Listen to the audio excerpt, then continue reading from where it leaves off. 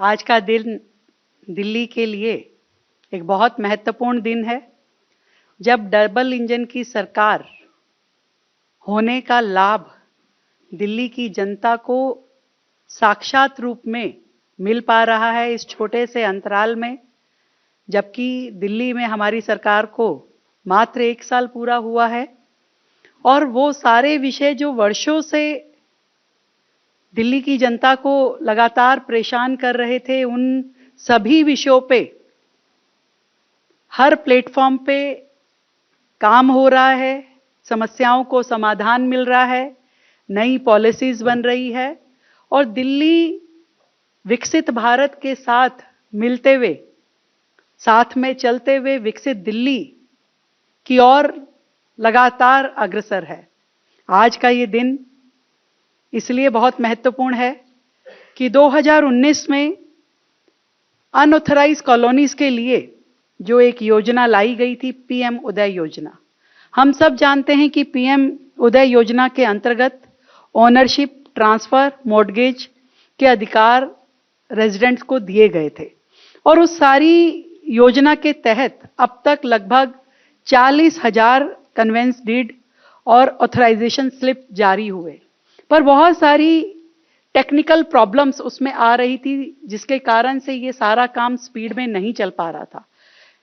Technical problem में के चलते लेआउट प्लान को स्वीकृति नहीं मिल पा रही थी, जिससे भवन स्वीकृति और रेगुलराइजेशन संभव नहीं हो पा रही थी। मैं दिल की गहराई से बहुत बहुत धन्यवाद करना चाहती हूँ हमारी अर्बन मिनिस्ट्री केंद्र सरकार का, आदरणीय मनोहर लाल खट्टर जी का, देश के प्रधानमंत्री आदरणीय नरेंद्र मोदी जी का, जिन्होंने दिल्ली की इस समस्या को संज्ञान में लेते हुए, जहां हमारी इन अनऑथराइज कॉलोनीज में लगभग 50 लाख जनसंख्या रहती है, लगभग 10,000 मैं कहूं कि परिवार, 10 लाख परिवार लगभग यहाँ पे हम मानते हैं, उन सभी परिवारों की समस्या को संज्ञान लेते हुए शानदार योजना आज आई है, जिसमें regularisation of unauthorise colonies in Delhi on as is where is basis पे आज यहाँ पे लाया गया है। और दूसरी योजना जिसमें ट्रांजिट ओरिएंटेड डेवलपमेंट टीओडी नीति के माध्यम से सस्ती आवास व्यवस्था को बढ़ावा, ये 2 योजनाएं जो आज केंद्र सरकार की ओर से दिल्ली में लागू की गई है, दिल की गहराई से बहुत बहुत धन्यवाद करते हुए आदरणीय प्रधानमंत्री जी और आदरणीय खट्टर साहब को मैं धन्यवाद देती हूं दिल्ली की जनता की ओर से कि आपने आज एक असंभव सा दिखने वाला काम दिल्ली के लिए किया है। कुछ फर्क जो पहले से अब में है उसका मोटा खाका मैं बताती हूं, उसके बाद माननीय मंत्री जी उसको पूरा डिटेल में बताएंगे। मैंने बताया कि लगभग 50 लाख बेनिफिशरीज इसमें पूरी योजना में लाभान्वित होंगे। जो अभी तक कन्वेंस डीड बनी थी 40,000, अब उसको आगे बढ़ाया जाएगा, सारी तकनीकी समस्याओं को दूर किया जाएगा। पहले होता था कि 250 स्क्वायर मीटर के भूखंड पे जो अप्रूवल था वो डीडीए के डिप्टी डायरेक्टर देते थे और इस भूखंड का अप्रूवल जो है डायरेक्टर स्तर के अधिकारी करते थे। अब ये सीधा सीधा दिल्ली सरकार के राजस्व विभाग के एडीएम के पास आ गई है जिम्मेदारी, जो कि सभी भूखंडों के सिंगल नोडल अप्रूवल अधिकारी होंगे। और पहले जो सर्वे होता था वो डीडीए के अधिकारी करते थे, परंतु अब सर्वे भी दिल्ली सरकार के राजस्व विभाग के पटवारी और नायब तहसीलदार ज्वाइंट सर्वे करेंगे। जो पहले दिल्ली के राजस्व विभाग के आवेदन से लेकर के कन्वेंस डीड जारी करने तक की पूरी प्रक्रिया की जो समय सीमा अवधि है वो तय कर दी गई है। आज 7 दिन में आपको जीआईएस सर्वे की रिपोर्ट देनी होगी, 15 दिन में एप्लीकेशन में डेफिशिएंसी रेजोल्यूशन मेमो देना होगा और आवेदन प्रक्रिया को पूरा होने के लिए 45 दिन में कन्वेंस डीड आपको जारी करनी ही होगी और पूरा का पूरा पीएम उदय रजिस्टर मेंटेन करना होगा। मैं ये समझती हूँ कि दिल्ली में जो 1731 अनधिकृत कॉलोनियां थी, उनमें से 511 कॉलोनियों को इस योजना के माध्यम से नियमितीकरण इसका हो रहा है, एज इज वेयर इज जैसा है जहां है उसी योजना के तहत कोई लेआउट प्लान की इसमें स्वीकृति की जरूरत नहीं होगी और सभी भूखंड और भवनों का उपयोग आवासीय माना जाएगा। मैं बहुत बहुत धन्यवाद करती हूं। और जो कॉलोनियां छूटी है वो भी वो कॉलोनियां छूटी है जो कि प्रतिबंधित है, रिज एरिया है, ओ जोन है, या हमारे संरक्षित स्मारकों के आसपास प्रतिबंधित जो एरिया होता है उसमें जो कॉलोनियां पड़ती है केवल वो छूटी है। और उसके अलावा पूरी 1511 कॉलोनीज को आज ऑथराइजेशन की ओर पूरी तरीके से लिया जा रहा है और एमसीडी द्वारा इसके नियमितीकरण का प्रमाण पत्र जारी किए जाएंगे। दिल्ली सरकार का राजस्व विभाग इस कन्वेंस डीड और ऑथराइजेशन स्लिप को जारी करेगा और आधारभूत सुविधाओं के विकास हेतु सारी कार्रवाई अब सरकार द्वारा की जाएगी। आवेदन जो है ऑनलाइन स्वैगम पोर्टल के माध्यम से 24 अप्रैल 2026 से शुरू होंगे।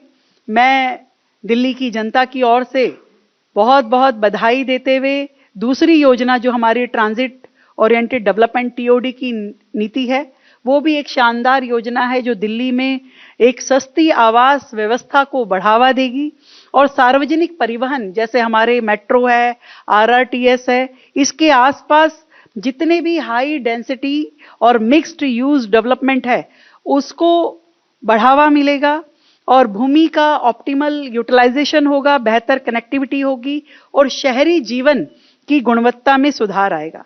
बहुत बहुत शुक्रिया, बहुत बहुत धन्यवाद दिल्ली की जनता की ओर से आदरणीय मनोहर लाल जी का, देश के प्रधानमंत्री श्रीमान नरेंद्र मोदी जी का। Thank you. आदरणीय मुख्यमंत्री महोदय ने बताया है कि दिल्ली की जो आबादी है वर्षों से कुछ समस्याओं से जूझ रही है। उन समस्याओं से हल निकालने का काम एक बार 2019 में प्रधानमंत्री जी ने भी उसकी घोषणा की थी, लेकिन क्योंकि प्रदेश में अलग सरकार थी, केंद्र में अलग सरकार रही, कुछ विषय जो आपस में ज्वाइंटली हल कर लेने चाहिए थे वो उस समय हल नहीं हुए। और जब से अब सरकार दिल्ली में भी, चूंकि आदरणीय रेखा गुप्ता जी के नेतृत्व में भारतीय जनता पार्टी की सरकार बनी है, केंद्र में लगातार मोदी जी की तीसरी बार सरकार बनी है, मुझे भी एक अवसर मिला इस बार अर्बन डेवलपमेंट के नाते से। उसी समय प्रधानमंत्री जी ने, गृह मंत्री जी ने हमको ये आगाह किया कि दिल्ली की समस्याओं को एक एक करके कैसे हल किया जाए, इस पर लगना चाहिए।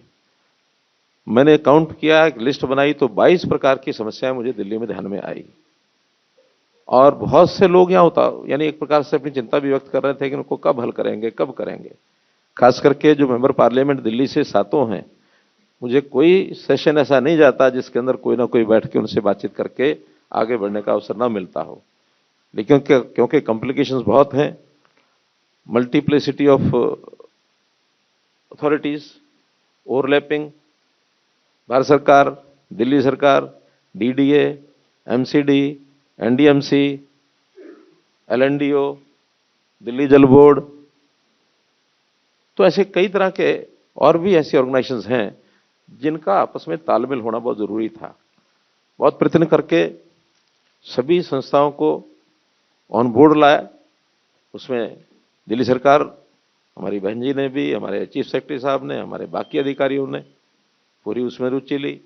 डीडीए की समस्याओं को हल करने के लिए हमारे एलजी साहब, हमारे डीडीए वाइस चेयरमैन, इसी प्रकार से एलएनडीओ, एमसीडी में हमारे अभी कमिश्नर नए आए हैं संजीव कुमार जी से मेरी बात हुई, मेयर साहब से बात हुई, तो उसमें से हम आगे बढ़े। दिल्ली जल बोर्ड के लोगों से बात की। सब समस्याओं को एक एक करके आगे ला रहे हैं। कुछ पॉलिसी के मैटर हैं, कुछ लेजिस्लेशन के मैटर हैं, हमको एक्ट में भी चेंज करने के लिए आगे बढ़ना पड़ेगा। तो अभी एक्ट्स में तो कोई लंबा चौड़ा भी हमने संशोधन नहीं किया है। जो पहले से एक्ट्स जो हमको अलाउ करते हैं उस प्रकार की पॉलिसीज के ऊपर हम आगे काम कर रहे हैं।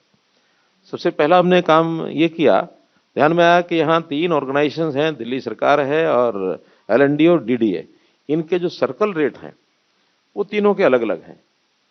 अब आखिर किसी व्यक्ति को, नागरिक को क्या लेना देना कि हाँ अलग अलग ऑर्गेनाइजेशन है, नागरिक तो नागरिक है, उसको एलएनडीओ में अलग को झेलना पड़ता है, डीडीए में अलग उसको मिलता है वर्णन, दिल्ली सरकार के अलग सिस्टम है। तो हमने जो सर्कल रेट है इसको कैसे एक लाया जाए, दोनों ऑर्गेनाइजेशंस को तैयार किया, डीडीए और एलएनडीओ को। एक नोटिफिकेशन 1 जनवरी को निकाला कि जो रेट्स दिल्ली सरकार लागू करेगी, जैसे ही लागू करेगी वो अपने आप दोनों संस्थाओं के कलेक्ट रेट माने जाएंगे। ये समस्या उस समय हल हुई। अब उसके साथ कई चीजें जुड़ी हुई हैं, उसमें बहुत से चार्जेस हैं, कन्वर्जन रेट्स हैं, रजिस्ट्रेशन है। रजिस्ट्रेशन भी दिल्ली सरकार के अंतर्गत कुछ हमारे रेवेन्यू डिपार्टमेंट करता है और कहीं कहीं हमारी डीडीए के भी अपना रोल है, वो भी उसमें रजिस्ट्रेशन नहीं करते। क्या करते हैं उसको, डीडीए अपने प्लॉट्स के मालिक को क्या देता है, कन्वर्जन। हाँ, तो उस नाते से उनका भी अपना एक रेट सब होता है। लीज होल्ड प्रॉपर्टीज के किराए भी उसी सर्कल रेट से जुड़े हुए होते हैं। तो ऐसी समस्याओं का हल उसमें से निकल रहा है। बहुत जल्दी कन्वर्जन का जो काम अभी रोका है दोनों ऑर्गेनाइजेशन ने, डीडीए ने भी, एलएनडीओ ने भी, बहुत जल्दी उसके लिए हमको एक बार कैबिनेट में जाना पड़ेगा। तो कैबिनेट में उसके रेट्स फाइनल करके और तब उसको लागू करेंगे। ऐसे बहुत से लोग अब इस समय चाहते हैं कि जल्दी से खुले। मैं समझता हूं कि बड़ी जल्दी ही उसको हम फाइनल करके लाएंगे। दूसरा विषय, जैसे आज 2 पॉलिसीज के बारे में बताया, टीओडी पहले भी एक बार घोषणा हो चुकी है इस टीओडी की। हमारी जो 2021 की जो मास्टर प्लान है उसमें टीओडी का जिक्र है, लेकिन कुछ उसमें अड़चने ऐसी ध्यान में आई कि यहाँ टीओडी उस प्रकार से जितनी सफल होनी चाहिए नहीं हो पाई। बदल किए हैं, उस पॉलिसी में जो चेंजेस हैं वो भी आपके सामने बताए जाएंगे। ऐसे ही रेगुलराइजेशन 2019 के अंदर पीएम उदय नाम से हमने मालिकाना हक देने के लिए एक्ट बनाया, लेकिन मालिकाना हक का एक्ट बना, रेगुलराइजेशन करने का काम वो नीचे के सरकारों का था। वो रेगुलराइजेशन के लिए आगे नहीं बढ़ पाए। हमने आकर के अब उसको रेगुलराइजेशन का हाथ जोड़ा है। आज से वो रेगुलराइजेशन के सारे नियम लागू करके अब लोग आगे आकर अपने मालिकाना हक की रजिस्ट्री भी कराएंगे और किसी को नया मकान बनाना है तो उसके लिए भी विधिवत एमसीडी के माध्यम से उसका प्लान वो तैयार करके उनको दिया जाएगा ताकि नए मकान में बना सकें। जहां तक पहले के नियम थे कि उन नियमों का पालन करने के बाद जिन्होंने उसमें उल्लंघन किया हुआ है उनको अपने बिल्डिंग्स या तो तोड़नी पड़ती या उसके अंदर एनक्रोचमेंट जो है उसको खत्म करना पड़ता। नॉर्म्स अलग अलग हैं, रोड्स के, गलियों के सब अलग हैं। बनी हुई कॉलोनीज को आप एकदम तोड़ के ठीक कर देंगे, कोई उस नॉर्म पर पूरा उतर सकता नहीं। हमने उसी में से फिर नई चीज निकाली, as is where is basis पर जो आज के डेट में बना है उसी को रेगुलराइज कर रहे हैं। हाँ, आज के बाद नया बनाएंगे तो फिर एमसीडी की परमिशन से बनाएंगे। हमने आज के डेट में जितनी भी कॉलोनियां हैं उनके सबके मैप्स, वो सैटेलाइट मैप भी हैं, वो ड्रोन मैप भी हैं, वो सब प्राप्त करके एमसीडी के हवाले किए हैं। एमसीडी ने अपनी व्यवस्था बना ली है कि आगे अब हर महीने 2 महीने के बाद वो मैप्स दोबारा से लिए जाएंगे और आज के मैप में और 2 महीने के बाद के मैप में जो डिफरेंस आएगा उस पर एमसीडी अपनी एनफोर्समेंट सेल के नाते से उस पर रेगुलरली उसको ठीक करने का काम करेंगे। ऐसा नहीं है कि कोई अब उसमें नया कुछ बना नहीं सकता, बनाए, लेकिन उसकी नियमावली एमसीडी की जो होगी, एमसीडी के नॉर्म्स के हिसाब से नया कंस्ट्रक्शन चाहे पूरा करना है, तोड़ के बनाना है, अथवा अपने पहले वाले कंस्ट्रक्शन में कुछ एडिशन करना है, वो सब एमसीडी के नॉर्म्स के हिसाब से ही करेंगे। ऐसा उसमें मोटा मोटा जब विषय डिटेल में आएगा तो बताएंगे। अब आज तो चर्चा इन्हीं 2 की है, लेकिन आगे चल करके जो हमने लाइन में ले रखा जिसकी चर्चा बहुत है, पुलिंग पॉलिसी, वो भी हमने उसको नए सिरे से लैंड पुलिंग, उस पर भी काम करना है। हमने लो डेंसिटी का एरिया, उस पर भी काम करना है। हमने जो कन्वर्जन लीज से फ्री होल्ड उस पर करना है। दिल्ली मास्टर प्लान 2041 उस पर करना है। वन टाइम सेटलमेंट स्कीम इस पर लेके आएंगे, उस पर करना है। एफ्लुएंट कॉलोनीज बची हैं उस पर काम करना है। तो इस प्रकार के अभी जो विषय पेंडिंग हैं उस पर एक एक करके काम हो रहा है। बहुत जल्दी एक एक चीज आपके सामने आएगी। तो मैं तो इतना ही कह सकता, दिल्ली के जनता के लिए बहुत एक विशेष दिन है जिस दिन हम MCD, DDA, Delhi government, Bharat सरकार सबके साथ मिलकर के जो 2 पॉलिसी हमने फाइनल की है ये अब आपके सामने आएंगी। बारी बारी से डीडीए की जो हमारी मेन पॉलिसी है वो टीओडी पॉलिसी, उसके बारे में हमारे वाइस चेयरमैन डीडीए ये विषय रखेंगे। इनके बाद फिर जो रेगुलराइजेशन ऑफ अनऑथराइज्ड कॉलोनीज हैं, उसमें डी तारा हमारी सेक्रेटरी महुआ उस नाते से उस पर डिटेल रखेंगे आपके सामने। उसके बाद फिर आपकी ओर से कोई प्रश्न आएगा, कोई डाउट है, कुछ और है, वो जैसा जितना इस समय क्लियर करना है वो आपको बताया जाएगा। डिटेल जो है बाकी ऑर्गेनाइजेशन अपने अपने सर्कुलर निकालेंगे, डिटेल निकालेंगे, उसकी वेबसाइट होगी, अखबारों में आएगी, वो सब आपको पता लगेगी।